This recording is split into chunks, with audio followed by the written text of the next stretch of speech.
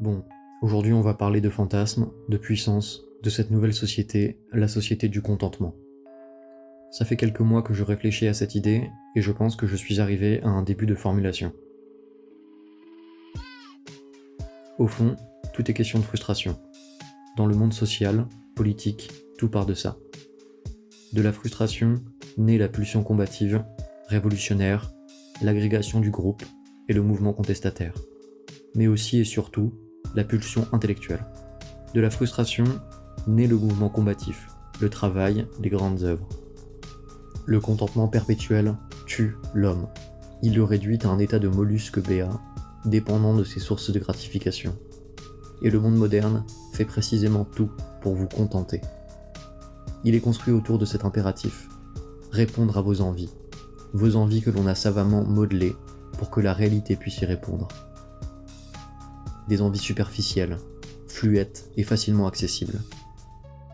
Réseaux sociaux, pornographie, culte de sa propre personnalité, culte du héros, mise en scène de soi, lutte pour la dominance culturelle et économique. Le monde moderne ou postmoderne a créé de nouveaux exutoires pour la satisfaction rapide et sans gravité. Il a modelé la demande pour y répondre avec une offre phéromonale calibrée. Nous baignons tous dans ce monde du contentement. Tout devient de plus en plus facile en apparence, l'accès aux ressources culturelles, intellectuelles, l'accès à l'autre, à la socialité, à la luxure, au bonheur même. Le bonheur qui n'est plus qu'un choix. On décide d'être heureux.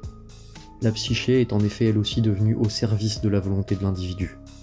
On se rêve grandiloquent, grandiose, capable d'influer tout aussi bien sur le cours du monde que sur son propre fonctionnement interne. Nous n'acceptons plus que quelque chose nous résiste, nous échappe, que quelque chose puisse se mettre entre moi et mon désir. Si le cas de figure se présente tout de même, nous prêchons le dysfonctionnement, la normalité politique ou sociale.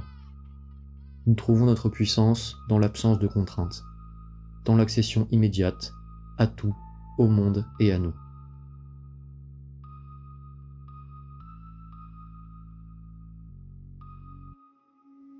Sur le plan de la psyché d'abord, en quelques années, comme l'explique très bien le psychanalyste Jacques André, nous sommes passés de l'angoisse, de la détresse, de l'ambivalence des sentiments, du refoulement, du clivage, bref, de la complexité de ce qui demeure toujours un peu hors d'atteinte de la volonté seule, à l'estime de soi, à la réalisation de ses propres aspirations, devenir ce que l'on est, positiver, vivre l'instant, méditer, bref. La psyché, ce qui, par définition, échappe au seul pouvoir de la volonté, c'est elle aussi pliée au contentement et à la volonté souveraine, héritée comme boussole suprême. L'inconscient, puisque non directement accessible, est balayé. Il suffit de positiver, tu vois. Tu souris, tu montes un peu le son, tu poursuis tes rêves et tout va bien.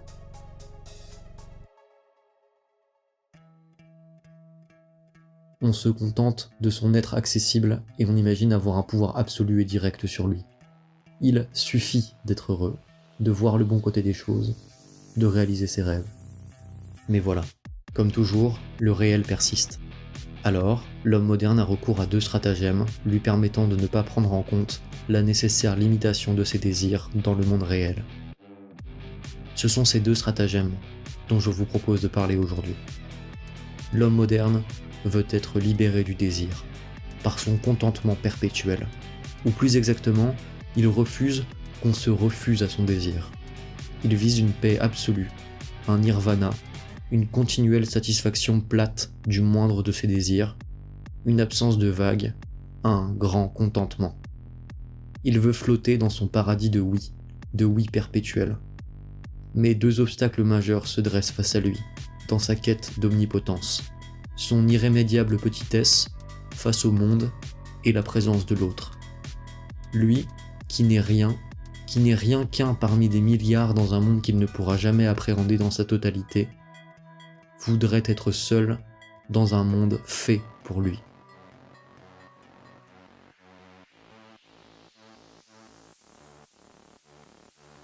L'homme moderne va donc commencer par réduire le monde, par se l'approprier entièrement, par en faire son monde. Inconsciemment, pour répondre à notre besoin d'omnipotence, nous nous mettons à douter de plus en plus fortement de la réalité. Comme l'enfant dans son premier stade de développement cognitif, nous réduisons la distance entre notre soi et le monde. Le monde est envisagé comme une grande matrice, orientée autour de la satisfaction de nos désirs, une projection de notre esprit. Le monde n'existe que par moi. Chacun est le personnage principal de son propre jeu. Le monde n'existe pas en dehors de ma vision. Ce qui ne m'est pas accessible n'a pas d'existence sensible. Le monde se génère pour moi, ces artefacts sont à mon service, qu'ils soient numériques ou tangibles, proches ou lointains.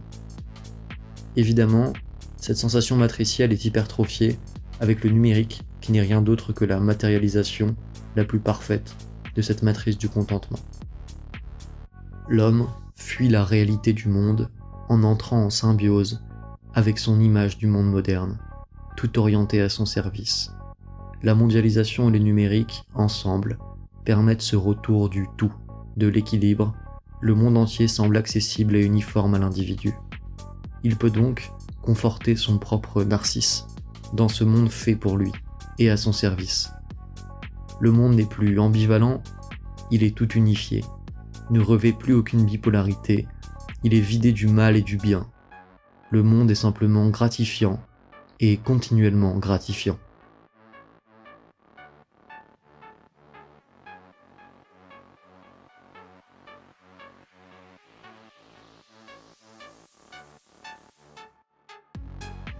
Reste l'autre, qui malgré ce monde accessible, demeure un obstacle au grand contentement, puisque logiquement, à un moment ou à un autre, l'autre et ses désirs vont finir par entrer en collision avec mon contentement perpétuel. Alors que fait-on ? Eh bien, on supprime l'autre. Comment ? En niant sa réalité tangible, en allant encore plus loin dans cette matrice. Le monde n'est pas juste pure projection de mon esprit, mais les autres le sont aussi. C'est ce qu'on appelle la réification sociale. Considérer l'autre comme un objet interchangeable, dont on peut librement se gratifier et se détacher s'il ne répond plus à nos désirs omnipotents. Comment pourrait-il en être autrement ? Dans la réalisation de nos désirs perpétuels, nous supportons de moins en moins les reliefs de la vie sociale. Nous voulons de la gratification continue, ce qui nous pousse à une mobilité sociale toujours plus rapide. Au fond, l'autre est essentialisé. Puisqu'il n'est que projection de ma conscience, tous les autres sont semblables, ne possèdent pas de caractère propre et absolument singulier. L'autre est un objet unique, avec des variations de forme, dont je peux me saisir et me dessaisir à souhait, et que l'on nomme individu. L'homme moderne double donc son désir de fuite dans la fusion avec le monde d'un état d'autonomie complet, niant l'existence réelle et les besoins des autres.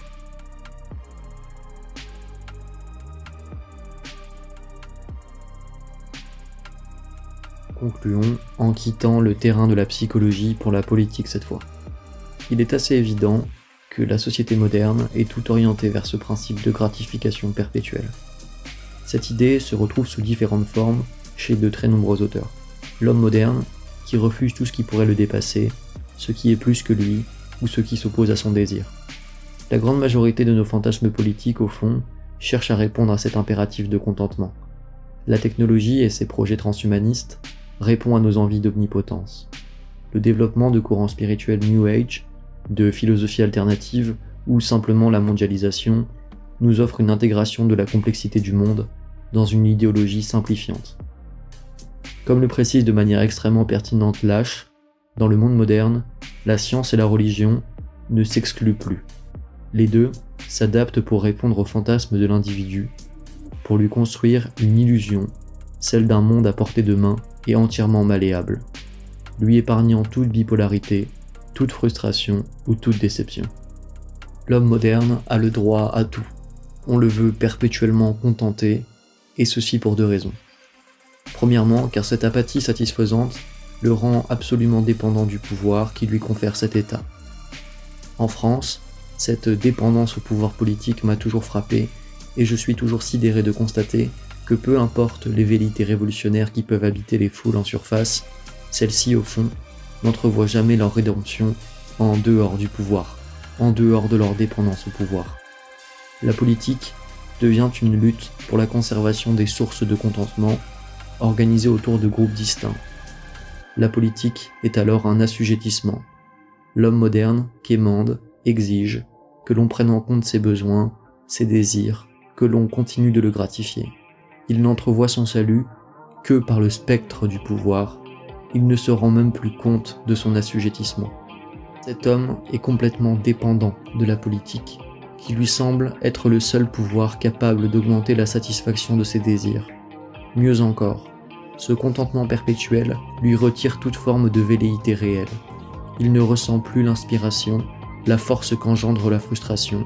Il n'est plus homme, il est fœtus, baignant entre TikTok et Leclerc, entre Netflix et Uber Eats, entre BFM et Twitter.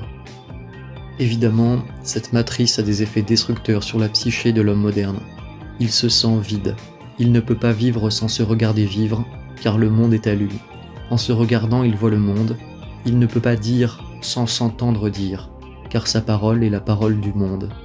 Il ne rencontre que son double dans ce monde tout fictionnel, car ce monde est fait à son image, selon ses goûts, ses ambitions. Tout ce monde sert la petite histoire qu'il se raconte. Cette attitude est probablement à la source du sentiment de désespoir et de vide qui anime une très grande partie des foules occidentales. Celui d'un individu désespérément seul dans son propre monde de satisfaction de surface, qui ne lui renvoie que son propre écho. Le monde est à lui, à son service, mais il n'y a plus que lui. Il marche dans un palais de miroirs, désespérément vide.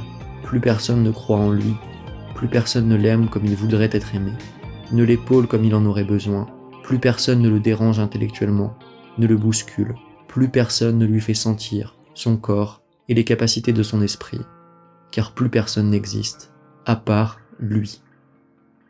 Il attend, il se contente d'attendre, attendre de venir au monde. Il mêle à son narcissisme une attente sourde. Quelque chose va arriver, sa vie va changer, il en est certain. Il va venir au monde, il va sortir de cet état de dépendance absolue. Il va être propulsé dans le monde réel, dans celui où les gens vivent vraiment, où les gens sont de véritables personnes. Il va sortir de la matrice. Mais rien ne vient, car lui est déjà dans le monde. L'homme moderne est un fœtus qui a oublié qu'il était né.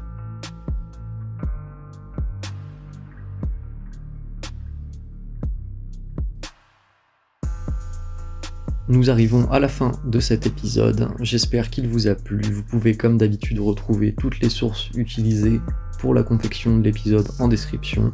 Je vous invite également à vous abonner pour ne pas manquer la sortie des prochains épisodes. Vous pouvez également en description retrouver tous les liens utiles pour soutenir le dolmen ainsi que nos réseaux sociaux. Et je vous souhaite une bonne journée, à la prochaine.